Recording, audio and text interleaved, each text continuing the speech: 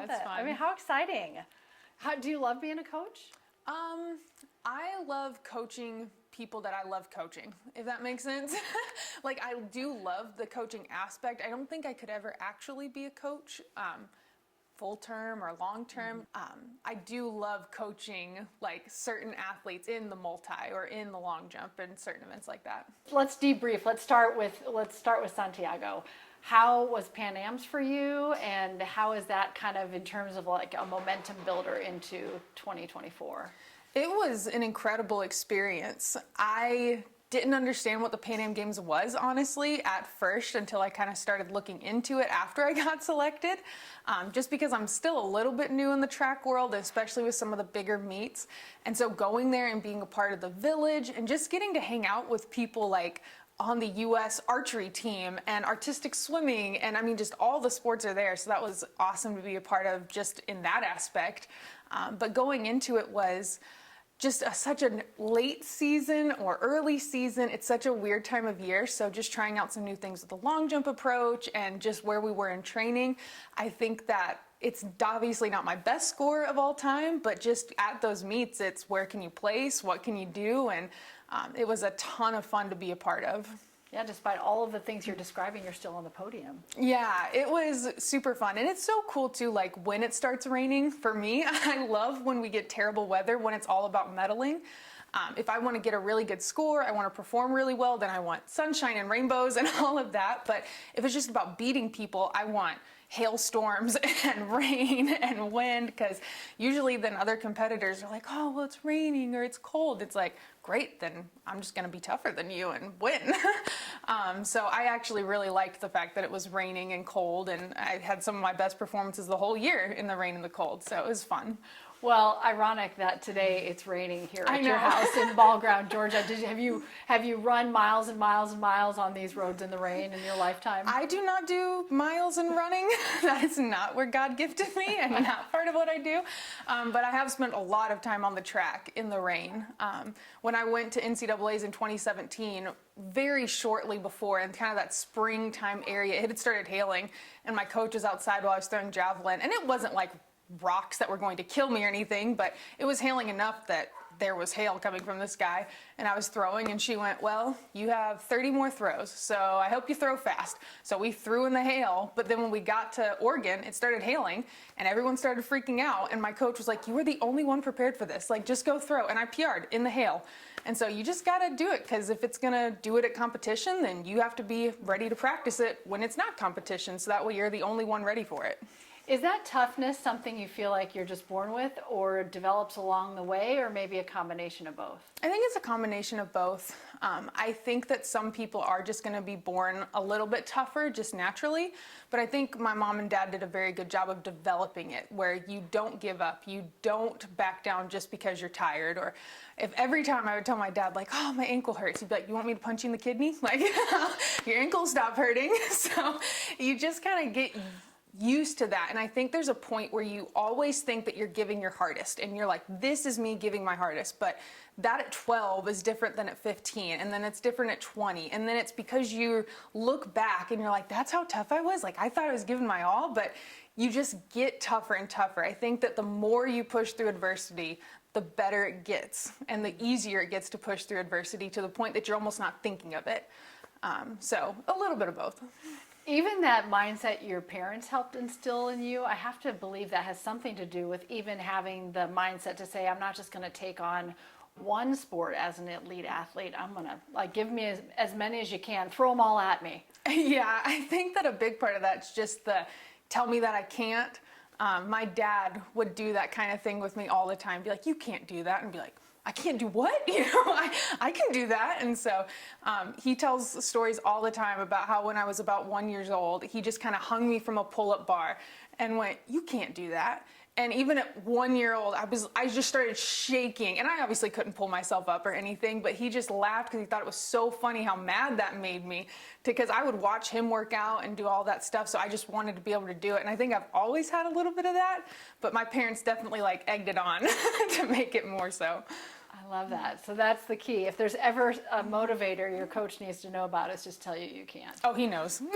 He knows. He does it. He does it all the time. He does it all the time. What do you remember a moment where you thought to yourself, I want to do more than one? Can you walk me through your journey to getting to heptathlon and even wanting it to be decathlon? Yeah, so I actually started out doing the heptathlon because I was a basketball girl. Okay. I did so many sports growing up, but I didn't get to do track and field until right before my senior year of high school. Okay. And I was in a basketball game where I went up for a rebound, somebody pushed me over, and I sprained my ankle so bad I pulled a piece of the bone off. And I was like, well, I can't tell anyone, just walk around, don't take your shoe off. And so I kept playing and I sprained my other ankle in the process. And then I was just like, well, I don't have a foot to limp on now. It just is what it is. So I finished the game, but afterwards my feet looked like softballs. And so when I went to my first day of track practice, I was in a big boot and a brace, and the coach was just like, well, I mean, you're kind of strong, so we'll teach you shot put and javelin. And then when I came out of the boot and brace a couple weeks later, he was like, oh, well, you're kind of fast and you can jump, so you're going to do the heptathlon. And I was like, okay. I didn't know how far it was around the track. I knew nothing. So I'm pretty sure my first track meet ever was a heptathlon. It was my first time doing a lot of the events for sure if it wasn't my first event or my first track meet. So I did all 7. Obviously, I went to college to do all 7. And then at college, I fell down a flight of stairs at conference and I broke a rib and knocked multiple out. And after I got done with conference and the pentathlon, I went back home, but I was too injured to do outdoor season. And so I started watching pole vault and some of the other events that I never got to watch or pay attention to because I was so busy training my 7. And I told my coach, I was like, I'm gonna learn pole vault. And he's like, you're not learning pole vault. I was like, I'm gonna learn pole vault. And so I begged for about a year until he finally gave in and let me start doing pole vault. And then after that, he actually asked me to learn discus, which is really the only other event because he thought I could pick it up, thought I could help at conference. And it was kind of at that moment where I was like, well, I'm basically doing a decathlon. And why do women not do it in the first place? I didn't understand that. So then I started looking into the history of the heptathlon, the history of the decathlon. And very early on in my readings, I was like, oh my gosh, okay, so this is all sexism. This is the only reason I'm not allowed to do this. So I started telling my coach, I was like, I'm gonna do a decathlon. And he said, you are not doing a decathlon. And I said, well, that's what you said about pole vault. And so I'm gonna do a decathlon. But he actually found the decathlon that I went to. A big part of the reason he said no was just because where are you gonna do it? So he actually found the decathlon that I went to that first time in 2019. And so it's kind of a long story and kind of a drawn out story, but that's really how I got into it. It was really a journey right from high school. I'm just picturing Katie as you're talking, it's like, she pole vaulter for Team USA, it's pretty amazing. That is pretty incredible. I love that you are not just pursuing this for yourself, but you really want to open this door for any woman who wants to pursue decathlon. Well, and that's such an interesting thing that came out of it was when I went to do the one in 2019, it was just, this will be fun, this will be cool. But when I broke the American record, I mean, obviously I thought that was really neat and I was having a bunch of fun, but immediately, women from all over the world were reaching out to me like, we do these in Belgium, we do these in Sweden, we think that you could help get us into the Olympics. And it wasn't something I even thought of starting until I realized how many women were all over the world wanting this opportunity that just didn't have it. So it really kind of got born out of that from other people reaching out to me and saying, now that you've broken this American record, can you help us? And so it was such a cool thing to be a part of. And even just listening to some Olympic gold medalists, there's Trey Hardy who had messaged and put things out on Twitter. And he said, I learned 9 of my 10 events when I got to college, and I just wish my daughters would have the same opportunity. So even if I never get to go to the Olympics, even this never goes through in my career, even though I would love it to, I just want it for the next generation of girls so they can look back on this almost how we look back on half-court basketball and say, what do you mean we couldn't do all 10? What do you mean they thought we were capable of getting this done? And I just want that for the next generation so badly. Yeah, to be able to watch a PanAm Games or an Olympics and have women have every same opportunity. Yeah, because I just think there's such a big difference. I understand that, our hurdles are a little shorter, or our shot put's a little lighter. Like women just on average, we're not gonna be as big or strong on that same training level. Like I can run a 5.5 minute mile. Most men can't do that, but for Olympically trained men, that's nothing. And so there's a difference though between saying, oh, well, women are just as capable, and saying women can't do this at all. And that's what's being said right now. It isn't like, oh, women are just using a smaller shot put or going over lower hurdles, because on average you're shorter. It's, you're not capable of this at all, and that's the wrong thing to say. Especially to you. Yes. I love when a moment comes full circle. I think that's so terrific.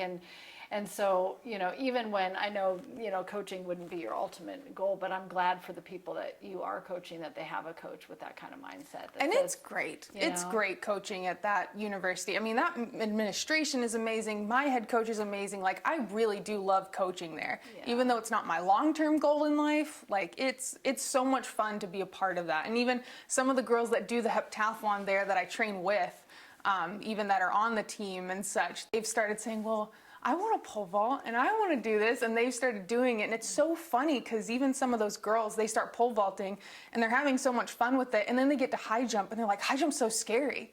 I'm like, what do you mean high jump's scary? This isn't that scary. And they're like, I'd rather pole vault than high jump. And so just seeing that even mentality where you'd think they're picking up extra events and you'd think they're picking up the scarier event, but they actually love it more. Yeah. So just seeing that when it's developed into them early is such a cool thing. It's cool because they have you to encourage them. They're watching everything that you're doing, even on an international stage, but even watching you question, why is this limitation there and it shouldn't be there?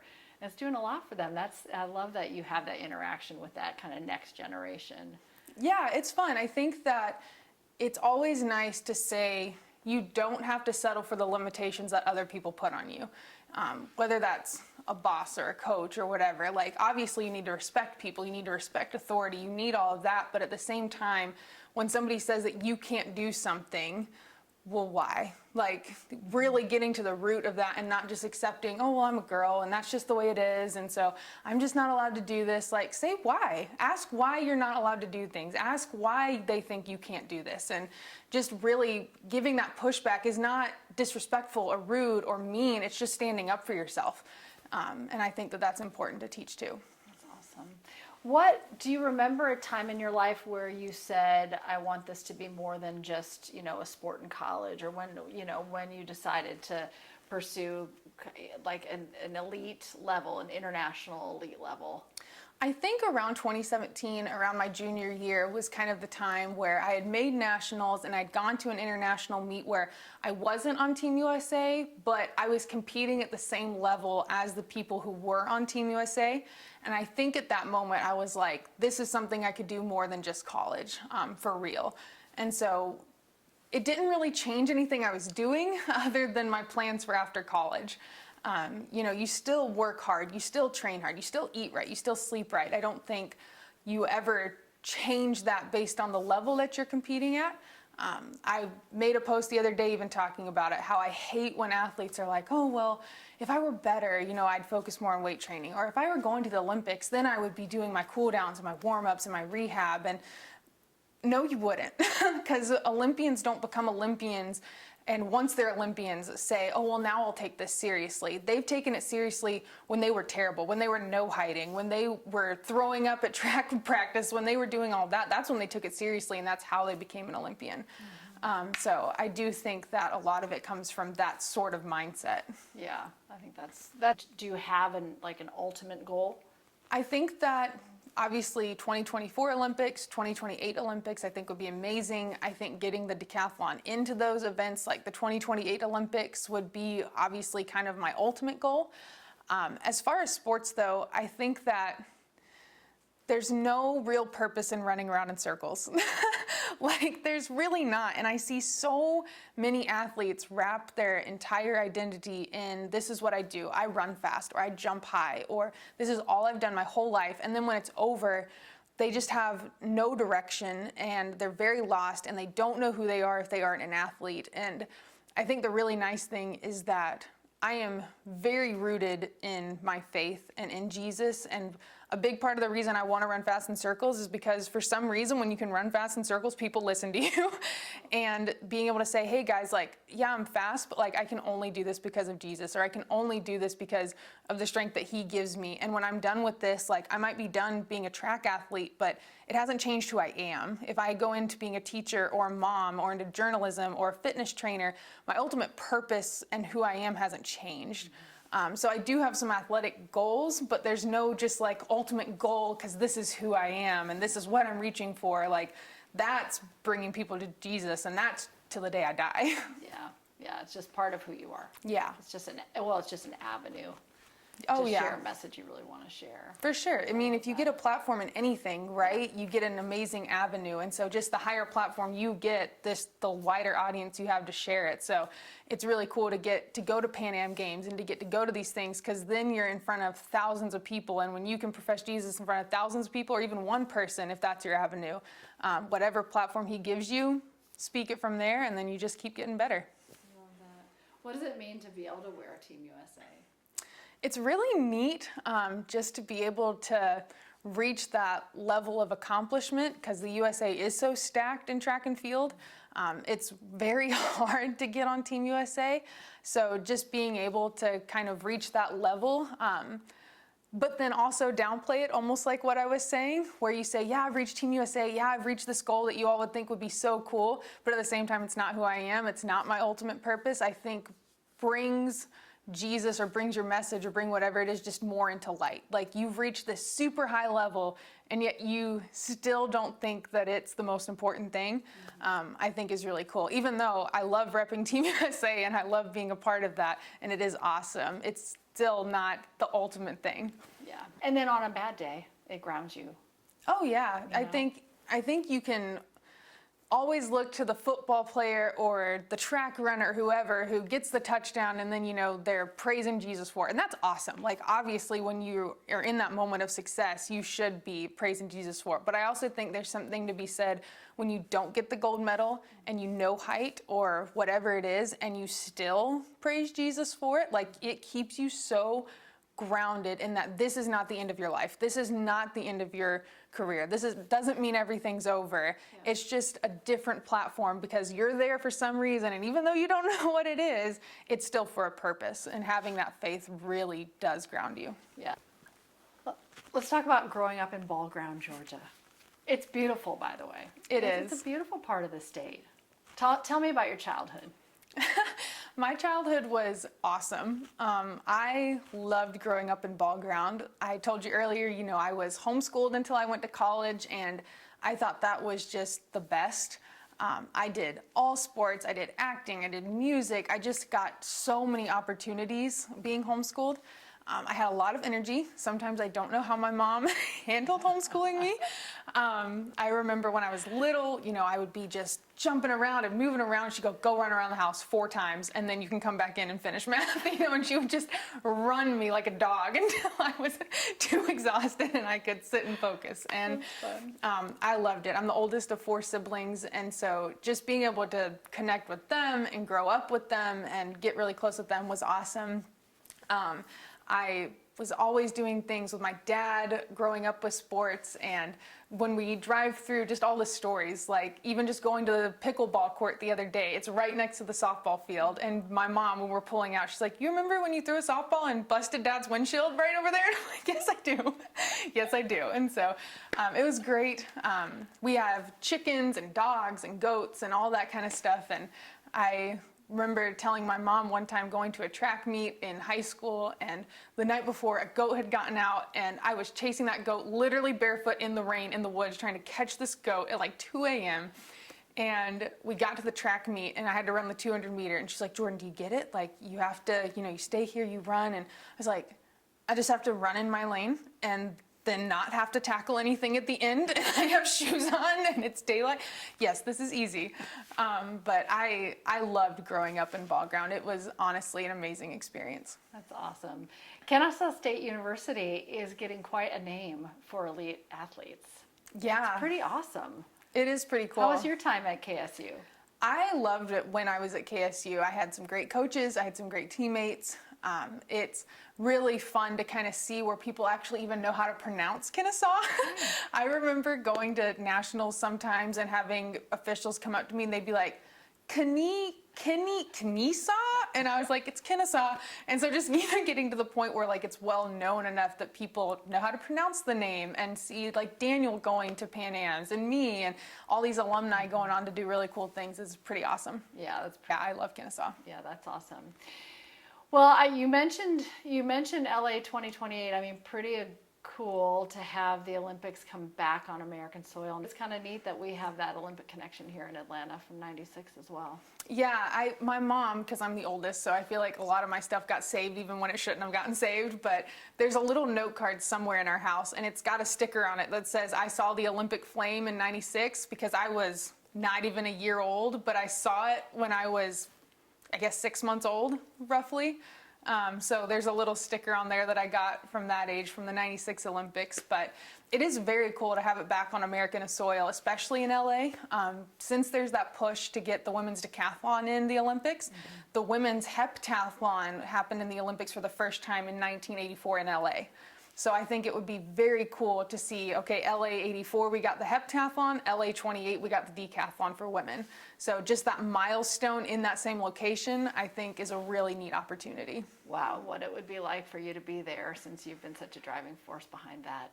It would be very neat. And I'm going to be honest, like, if it goes through, there are women who are so much faster, stronger, and amazing. Like, it would be hard to go in the decathlon, even if, like, it got switched over and such. I think sometimes people assume that because I'm the American record holder, I would be one of the ones going, and I don't necessarily know that that's true. But even if I got to go, or if I was just a spectator at home or watching in the stands or whatever, just seeing that happen would be so incredible.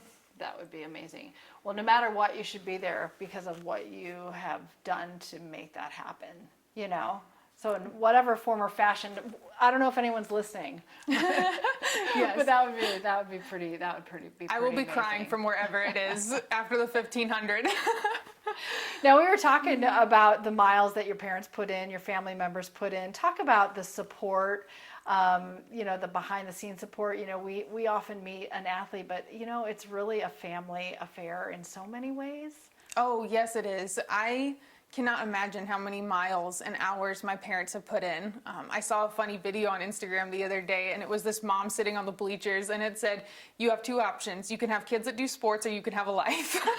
And I think in a lot of ways it's very true. I joke sometimes that we were car schooled, not homeschooled, because we were just always on the go, and I loved it. But a lot of that has to do with my mom. I mean, she signed us up for everything. She's the one that wanted me to try track and field. She's the one that coached my basketball teams at times, or just drove us to that, and ballet and gymnastics and softball. And just seeing that support and having that support is amazing. My parents have driven all over the country to come watch me and to come support me. My siblings have come and supported me all across the world. My brother came to France. My sister came to Germany. I mean, they definitely put in a ton of time to come watch and support what I do, which is amazing, because I know not everybody has that, and I really appreciate it, and it's so much fun. My mom is low-key the biggest roaster, and she doesn't mean to be. Sometimes when she's talking to me about certain things, like after the hurdles, I'm always last in hurdles. I just always am, and it's the first event of the heptathlon, and after nationals, she's like, Jordan, just those hurdles, why? What is it about those hurdles? You're always in last place. I'm like, yeah, I should fix that, Mom, maybe. Thank you. But it's always from like a place of love and just support, and it's always so much fun to have. You know, from last, then you just move up from there. Yes. You just move up the points from there. It's all right. That's honestly how it is. And then I just claw my way up from the hurdles. Oh, man. Of the 7, what's your favorite? Not the 800. That is the worst. Oof. But I think that it kind of varies on what's going well. I love the shot put, just because it's a giant metal ball that you just get to like scream and throw, and so why would you not like that? I also really love the high jump. I just love the intricacies of high jump. I think it's fun, but my best is definitely long jump. So sometimes it's my favorite just because I'm the best at it of all my 7. I think out of the 10, it's probably pole vault if it's going well. If pole vault is not going well, it's the worst event in the world. But if it's going well, it's the best one. Is it just like a rush? Is when you're just flying over the bar? Is When the it goes right, Right. it's when it goes right, it's amazing. It really is just kind of a rush when you're falling and you can like see the bar as you're, coming down towards the mat. Like it really is very exhilarating. Now there are times when you jump and it doesn't go right and you're like, just don't die, and you're just trying to not let go of the pole and not fall off the pit. But when it goes right, it's so much fun. That's awesome. Well, real quick, your mom was in Chile with you Yeah. during PanAm's. For you to have that moment on the podium with the flag, with another Georgia athlete, with Erin there, I mean, talk me through that moment with the anthem playing. And I mean, very few people in this life get to experience something like that. I think that it's just one of those reassuring moments that you're doing what you're supposed to be doing, and that the hard work is paid off. I think that that's almost the most moving part, because I think that when you get it, you think that that's the moment that you think about, like, oh, I did this, I got the medal, and you would think, looking from the outside in, like that you're crying because of that moment or whatever it is that you've won. But I think it's more so that you start thinking about all the work you've put in. Like for me, when the national anthem was playing, I was just thinking about all those workouts where I've run and I'm throwing up, and all those hours in the weight room, and all those things that I've done. And I'm like, I'm here. Like it paid off. It worked. All of that time, that energy, those tears, that film watching, just all of it, like you get that relief. Like it was worth it. It did work. And I think that that's kind of what that feels like. And then you're right, seeing my mom in the stands and just all the work that she's put in. And you don't achieve anything alone. Like you have coaches and you have people that love you and people that help you. And so even when you get the medal, you're thinking about all that you've done, but you're also thinking about everything that everyone else has done to make that happen, because you didn't do it alone. So it's a pretty magical moment. What haven't I asked you that you'd want to make sure to share? What haven't? Maybe signing the petition, or where to find the petition. No doubt, and we will make sure we link all that up. But Okay. yeah, let's go through that too. So if people want to sign the petition and help see LA 28 happen for the women's decathlon, there's a website called letwomendecathlon.org, and that'll link you to the petition. It's already got over 30,000 signatures, but obviously the more signatures we can get, then the more people pay attention to it. So if you think that women should go to the Olympics in LA 28, just go sign it. What would the next step be after the petition? So the petition isn't set up as somebody saying, if we get 100,000, Right. then it'll go through. It's really just so that way people at World Athletics and the IOC see that this is something people actually want to watch and actually want to see happen. So there's lots of conversations and lots of meetings that have to happen at very high up organizations. But that petition just helps get the foot in the door more and more with the more signatures. I love that. That's awesome. That's great.